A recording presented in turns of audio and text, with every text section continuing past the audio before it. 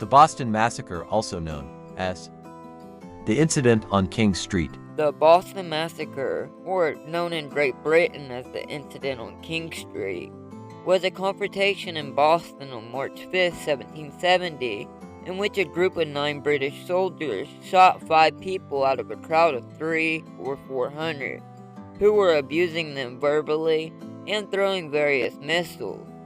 The event was heavily publicized as a massacre by leading patriots such as Paul Revere and Samuel Adams. British troops had been stationed in the province of Massachusetts Bay since 1768 in order to support Crown-appointed officials and to enforce unpopular parliamentary legislation. Amid tense relations between the civilians and the soldiers, a mob formed around a British sentry and verbally abused him.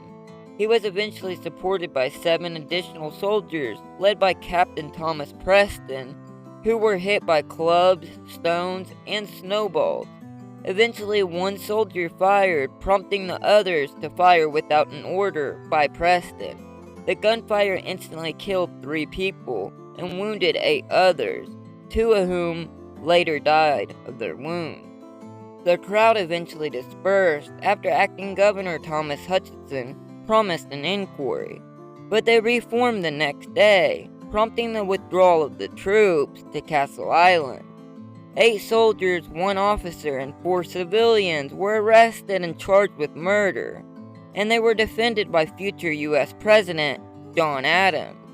6 of the soldiers were acquitted, and the other 2 were convicted of manslaughter and given reduced sentences.